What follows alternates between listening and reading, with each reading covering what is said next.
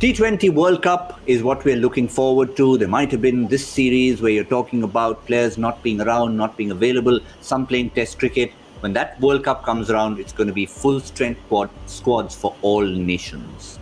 Leading, we're talking about Team India. We've got both our experts to pick their squads. Zaheer Khan, you go first with your estimated squad for the duel in the desert.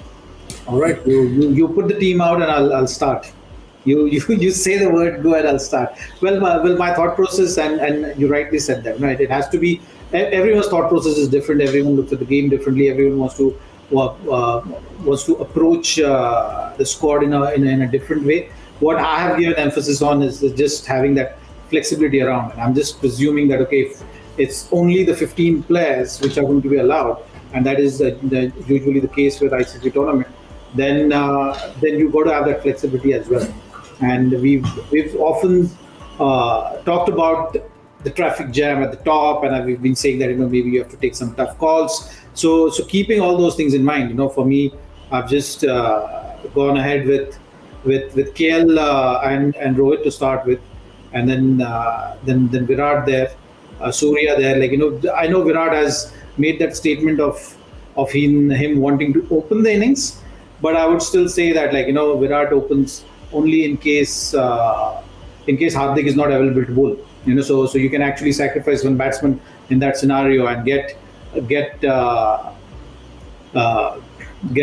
extra bowler placed in there. Pretty much simple thought process, giving a lot of flexibility to the guys who are sitting out as well. So even if you're not playing, you should have that option of putting the team there. So in my team, it's Rohit, KL, Virat, Surya, of course, because of the flexibility which I'm talking about. You need not bat him at the number 3 position. You've got Pant and Pandya as well. He's shown in this series as well that he can bat at number 5 as well if need be. You have Pant, so you have a lot of power there. You have Hardik's power, which you can use even if he's not bowling. He's shown that in Australia that he can chip in with the bat. So you will have that flexibility. I've put Chahal as a leggy, and I put Rahul Chahar in the squad because you want the backup to leggy. In this format, you've seen that the leg spinner has been such a crucial factor.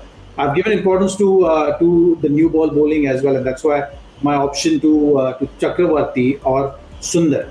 So you can decide. If you want that mystery element, you can always have a weightage in favor of Chakravarti, but otherwise you can go in with Sundar in that position. Deepak Chahar had got a nod ahead, and I put Natarajan depending on how his fitness and whether he's physically fit or not.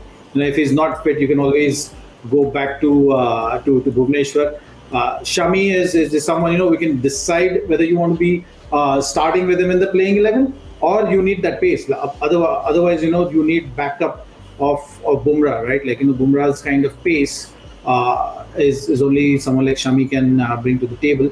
Natarajan, you've seen that how effective he has been at the back end, and also adds that variety of being left armer. So some tough calls, like I said, but I think this squad looks like will always have that power element to it and the flexibility with regard to playing. Even if you want 3 spinners, if Hardik is bowling, you can afford to play 3 spinners as well at any given time. Yep, tough calls. There it is. Just to sum up Zaheer Khan's T20 World Cup squad.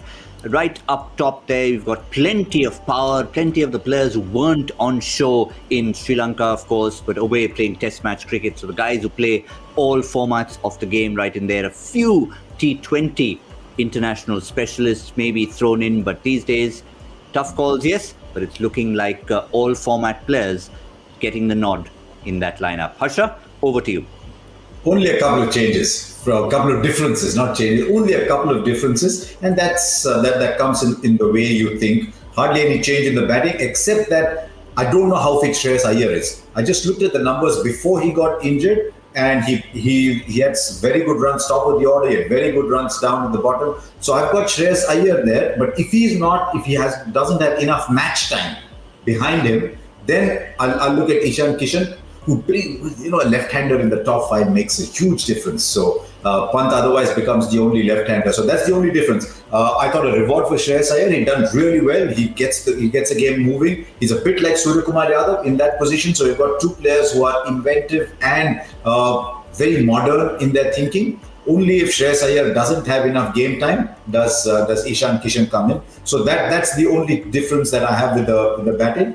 On the bowling front, yeah, I know Rahul Chahar bowled well here today, but I had Chakravarti in my side, and I don't know about Nat. So I said maybe with the game time Bhuvi gets as he goes along, Bhuvi will get into the side and we'll look at Natarajan or Shami. But I had Washington Sundar because I wanted someone to maybe take the ball away. He doesn't take it too much, but just take the ball away from a left-hander if need be. So really, those are just personal preferences this way or that. It's not too different. But I'm pretty certain they'll have 18-20 member squads.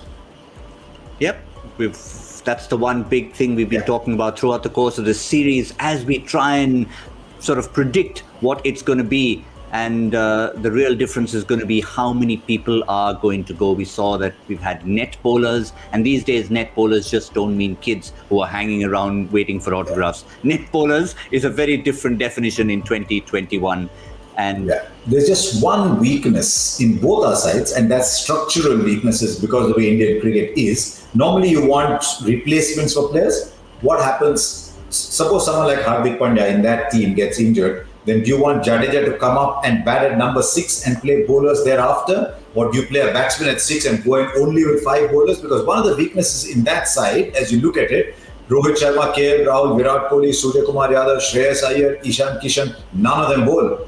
So if your number 6 batsman doesn't bowl, do you then go in with an extra batsman at 6 and only play 5 bowlers? Or do you then play Jadeja at 6, Washington Sundar at 7, and that way you form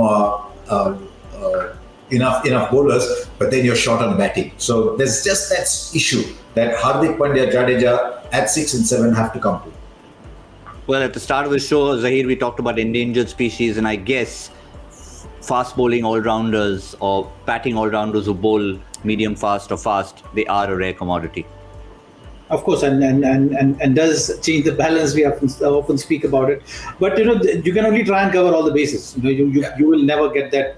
You will never get that squad right. So you have to just go in with a basic thought process. Like I said, if say for some reason Hardik is not available, so there are various scenarios, right? So Hardik not available as a bowler or Hardik not available as a player. So if he's not available as a player, you can always replace him and add a similar kind of a batsman there, and then you go in. That's why you got to have 4 seamers in the side. Just purely because of that, and if that is the case, then you got to have that third seamer option as well. Otherwise, that role is played by Hardik, which gives you flexibility of playing that extra spinner. And I think that if India can achieve that in the World Cup, then it's going to be a solid side and will be able to beat any team.